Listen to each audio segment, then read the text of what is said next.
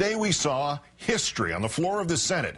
It started at 10:25 in the morning and kept going until 6:59 p.m., 8.5 hours and change.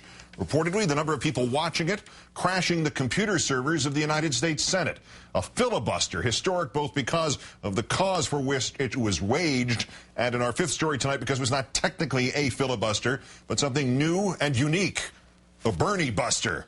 Senator Bernie Sanders, independent of Vermont, self-professed socialist, the first senator to vow opposition to the president's tax cut deal with the Republican Party, speaking to an empty chamber but an enthralled nation. This was the leading trend on Twitter in this country and the second leading one worldwide, turning his opposition to this bill into an epic, essential lesson about the history of the nation's middle class, its families and children, and about the generational transformation we have witnessed under presidents, Republican and Democratic, in which the rich have not just grown richer, but have redefined the concept of rich, while the future of America's children has been mortgaged and collateralized and securitized and outsourced and leveraged and downsized into nothing. Democratic Senator Sherrod Brown, along with nominal Democrat Mary Landrieu, helping out by spelling Sanders for brief breaks. Mr. Sanders began with a simple declaration. Mr. President, as I think everyone knows, the President of the United States, President Obama, and the Republican leadership have reached an agreement on a very significant tax bill. In my view, the agreement that they reached is a bad deal for the American people. I think we can do better. And I am here today to take a strong stand against this bill, and I intend to tell my colleagues and the nation exactly why I am in opposition to this bill. You can call what I'm doing today whatever you want. You can call it a filibuster, you can call it a very long speech. I'm not here to set any great records or to make a spectacle. I am simply here today to take as long as I can to explain to the American people the fact that we have got to do a lot better than this agreement provides. As the day went on and Sanders spoke, always speaking, in the background, new details emerged. Senate Leader Harry Reid had announced last night that the bill would go up for at least a test vote on Monday afternoon, and now there is, in fact, an actual bill to discuss. And so this morning we learned the estimated cost, $858 billion over the next 10 years, $70 billion more than the much-hated deficit-ballooning stimulus package. The vast majority of that $858 billion, the $675 billion required for extending the Bush tax cuts. At 7:50 this morning, the Reuters news service moved a story quoting small business owners saying the tax breaks will not create new jobs. At 3:24 in the afternoon, Senator Sanders was still talking about the Republican proposal to kill the estate tax altogether, a proposal some still hope to win in this tax cut deal, and the windfall that will represent for the owners of Walmart, the Walton family. $86 billion. That's what this family is worth. One family, $86 billion. They're doing pretty good. If we abolish the estate tax, as our Republican friends would have us do, the Walton family alone would receive an estimated $32.7 billion tax break if the estate tax was completely repealed. One family, $32.7 billion. This is patently insane. This is insane. We have the highest rate of childhood poverty in the industrialized world. We have massive unemployment. I am trying to get senior 50-plus million people a $250 check. By the way, a $250 check because we have not seen a COLA for the last 2 years for seniors, disabled vets. That would cost in 1 year about $14 billion. The Walton family itself, we get more than double in a tax break, what some of us are fighting for over 50 million seniors and disabled vets. So we can't afford to give $14 billion to help some of the people in this country who are struggling the hardest. Can't do that. But somehow we can afford to give $32.7 billion in tax breaks to one of the richest families in this country. If that makes sense to anybody, please call up my office. because it doesn't make sense to me, and I think it does not make sense to the vast majority of the American people. The future of the Walton family of less interest to Senator Sanders than the families of working-class Americans who have seen the manufacturing foundation of their American dream crumble. Entry-level automobile workers at General Motors and Chrysler now earn half as much as their peers made just 1 year ago. Instead of making $28 an hour, a middle-class wage, they are now making $14 an hour. And this is in the automobile industry, which has always been the gold standard for manufacturing jobs in America. And if workers with a union in the automobile industry are making $14 an hour, what do you think workers in New Mexico are going to be making without a strong union? So what you are seeing is a dissolution of the middle class. Wages are going down, and in this remarkable example, a 50% reduction. The older workers making good wages, new workers half the wages. Is this the future of America? Is this what our kids have to look forward to? That they're going to be earning half the wages that their fathers made, that their mothers made? Is that the future?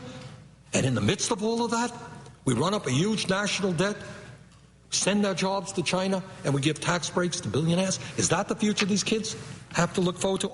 If there were any doubt that sending not just jobs but our IOUs to China will return to haunt President Obama, the conservative columnist Charles Krauthammer this morning became just the latest Republican to preview the 2012 attack line, writing that Obama's deal, quote, will pump $1 trillion borrowed Chinese dollars into the U.S. economy over the next 2 years.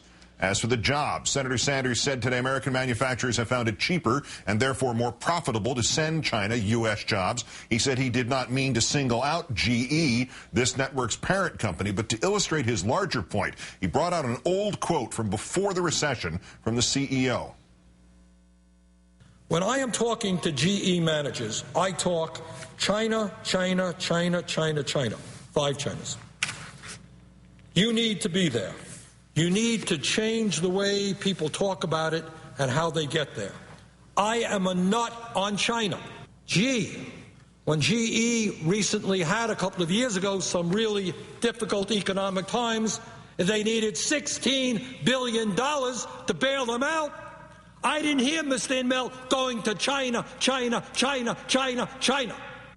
Other U.S. companies were singled out for growing. What the American people should know now is that while we bailed out Wall Street because they were, quote-unquote, too big to fail, 3 out of the 4 largest financial institutions, all of whom were bailed out very significantly, are now larger today than they were before the bailout. Incredibly, since the start of the financial crisis, Wells Fargo has grown 43% bigger. J.P. Morgan Chase has grown 51% bigger, and Bank of America is now 138% larger than before the financial crisis began. Can you imagine that? We bailed these guys out because they were too big to fail, and now 3 out of the 4 largest ones are much larger than they were.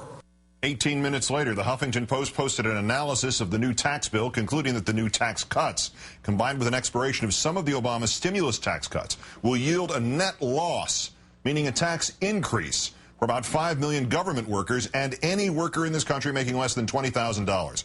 All told, about 1/3 of America's workers, 50 million of them, 50 million, will get a tax hike as part of an alleged tax cut from President Obama and the Republican Party.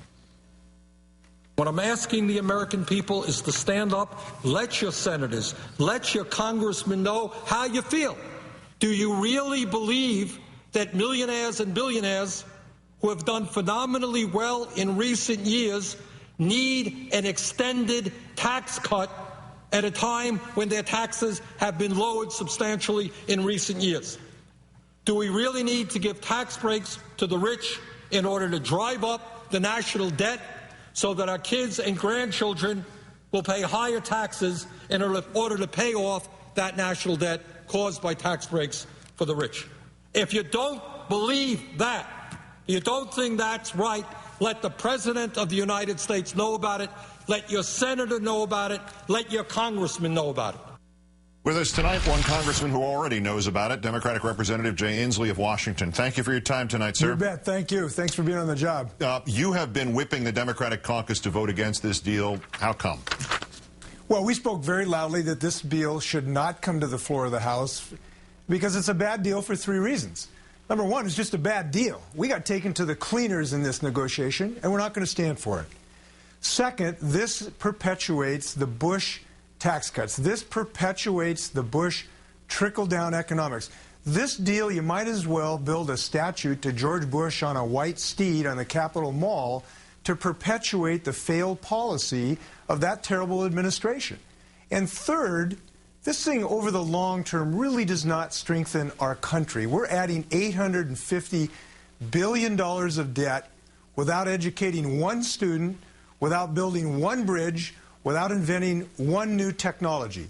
For those three reasons, the House Democratic Caucus spoke very loudly the other day, taking an unprecedented step of saying this deal should not come to the floor of the House. It's not a good deal for this country. The extraordinary statement speech, Bernie Buster, by Senator Sanders today, 8.5 hours about this, which was an extraordinary, if anybody who saw any of it realized it was essentially a year's worth of education in recent American history. Bernie should get paid by the hour, I think. But it was all of it compelling. But what do you think it accomplished, if anything? Well, I think it's the recitation of what we've been going through, and it's the reason when I walked up to buy a Christmas tree at our grocery store here in Washington State, 6 people stopped me and said, look, don't let them force this. Don't let them take hostages to force us again to enter into this bad bargain where millionaires get 1,000 times more benefits from this package than working families. And Bernie was right to say that people ought to register how they feel. You can go to notaxdeal.com. That's notaxdeal.com if you like to register your position on this. But people have an intuitive understanding what we're doing here is digging ourselves further in debt, not standing up to the hostage-taking of the Republican Party. And, you know, here's an interesting point. Not following the bipartisanship that we do. People want bipartisanship. They want consensus. We have consensus to extend the middle-class tax cuts, at least for a certain period of time during this hard economic time. But instead of embracing that consensus, the Republicans took that consensus hostage to go forward with these incredibly, pathetically unfair tax breaks, both in the estate tax and the higher income tax breaks. And that is not what the American people for. Now, people said, this is the best deal we can have. Wrong, and I'll tell you why. The American people are with us in this regard. When you go out there and poll by 2-to-1 margins, Americans believe that we ought not to finance this deficit spending with further tax cuts for the wealthy and follow the Bush administration trickle-down economics. They knew that did not produce one single net job during the Bush administration, and they know that we can't borrow our way and tax cut our way to prosperity. We have got to build our way to prosperity, and this doesn't do that. So we need to change it dramatically. Congressman Jay Inslee of Washington, one of those leading the House fight against the tax deal. Great, thanks. Have a good weekend. Thank you.